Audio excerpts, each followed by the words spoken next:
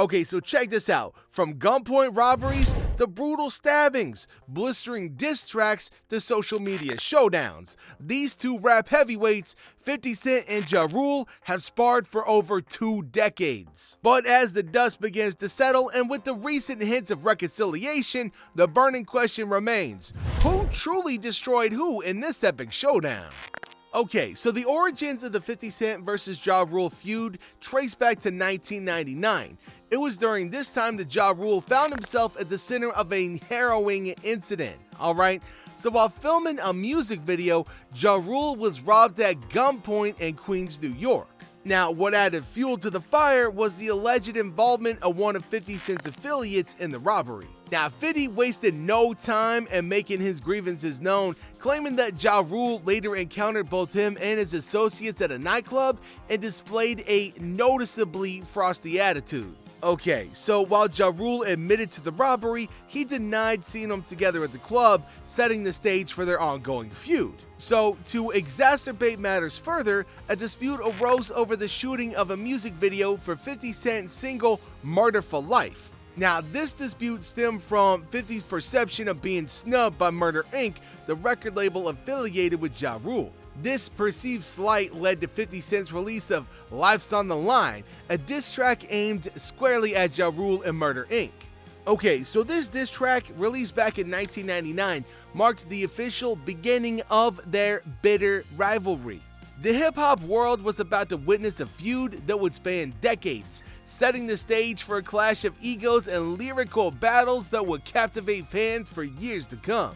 In the early 2000s, the 50 Cent vs. Ja Rule feud escalated beyond diss tracks and verbal jabs, leading to physical altercations that cemented their rivalry. Now, one notable incident occurred in 2000 at an Atlanta nightclub where both rappers were booked to perform. Tensions boiled over between them, resulting in a heated verbal exchange that quickly turned physical. This brawl marked a significant turning point in their feud, capturing headlines and further intensifying the animosity between the two. Now, another shocking incident back in 2000 involved 50 Cent and the Murder Inc. crew at the Hit Factory Studios in New York City.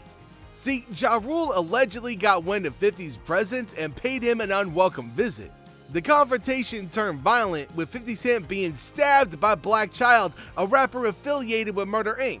Now, the stabbing incident not only added a dangerous dimension to their feud, but also fueled their lyrical warfare, as both rappers would use these altercations as ammunition in their ongoing battles. The physical altercations between 50 and Ja Rule became emblematic of the intensity and real-world consequences of their feud.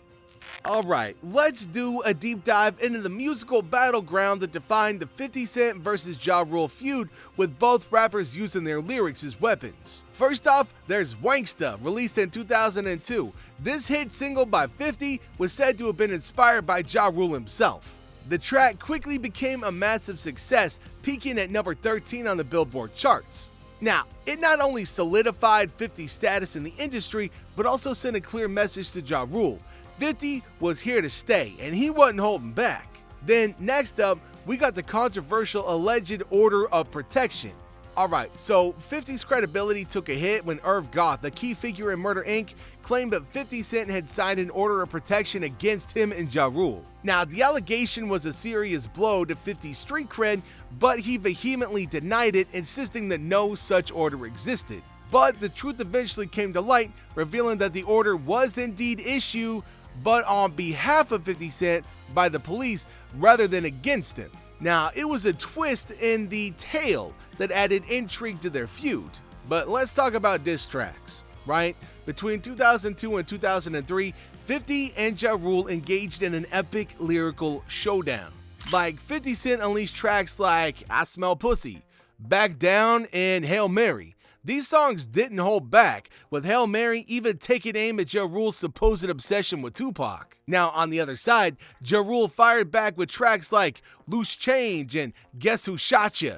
Their diss tracks were the stuff of legend, packed with fiery verses and personal attacks that left fans eagerly awaiting each new release.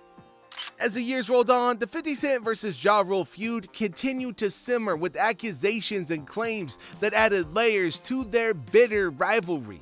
In 2007, Ja Rule threw another log on the fire by accusing 50 Cent of biting his style. See, during an interview with Angie Martinez on Hot 97, Ja Rule boldly suggested that 50's musical style had been influenced by his own. So this accusation further fueled the feud, with Ja Rule insinuating that 50 Cent was riding on his coattails to achieve success. It was a classic case of throwing shade in the world of hip-hop. Now fast forward to 2013, and we saw a surprising twist to the feud. Ja Rule, during an interview with Angie Martinez once again, made a shocking admission. He felt that he had ultimately lost the battle against 50 Cent. Now, it was a moment of vulnerability and reflection from Ja Rule, acknowledging the impact 50 Cent had on his career. This admission signaled a potential shift in the dynamics of the feud. However, the feud didn't fade away quietly. In 2014, Ja Rule claimed that 50 Cent had taken things to another level by allegedly tipping off the police. In his memoir, Unruly: The Highs and Lows of Becoming a Man, Ja Rule asserted that it was 50 Cent who provided information to the authorities that triggered a federal investigation into Murder Inc., the record label associated with Ja Rule. Now, 50 vehemently denied these claims, but it was another chapter in their feud that kept the flames of animosity burning. In the world of hip-hop rivalries, it's not just about the music. Personal lives and public actions can also fuel the flames of animosity. Okay, so this was glaringly evident in the 50 Cent vs. Ja Rule feud, especially with the infamous Fyre Festival debacle and its aftermath. See, in 2017, Ja Rule became entangled in a scandal that extended beyond the world of music. Yeah, we're talking about the ill-fated Fyre Festival.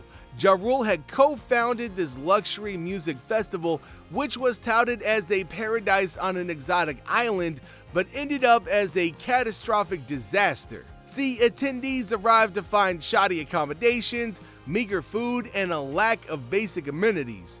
The festival quickly became a symbol of ineptitude and deception. But y'all know how it is, right? Like 50 couldn't just resist the opportunity to mock his longtime rival. Alright, so he took to social media to ridicule Ja Rule over the Fyre Festival fiasco, sharing memes and taunting comments. Right, this public humiliation marked a resurgence of their feud, with 50 Cent using the Fyre Festival as ammunition to remind the world of Ja Rule's missteps. Yo, but the battle didn't stop there. In 2018, the feud resurfaced with a vengeance, as both rappers engaged in a bitter back and forth on social media. Ja Rule took the first shot on Twitter, reigniting their feud with pointed jabs aimed at 50. Not wanting to back down, 50 responded with savage memes and personal attacks. Now, it was a war of words that spilled over into the digital world, captivating fans and reaffirming that their feud was far from over. Now, recently, Ja Rule made headlines when he shared his thoughts on finally putting an end to the long-standing feud with 50. In a candid interview, Ja Rule expressed a desire to move past the beef, emphasizing that life is short. He conveyed his hope for reconciliation, particularly within the black community, stating that he disliked seeing unnecessary feuds, deeming it clown shit. Well, now that you know all the ins and outs of the feud between 50 and Ja Rule, comment down below who you think came out on top. And don't forget to hit that like button and subscribe for more captivating stories from the world of music and beyond. Thanks for tuning in, everybody. We'll see you next time.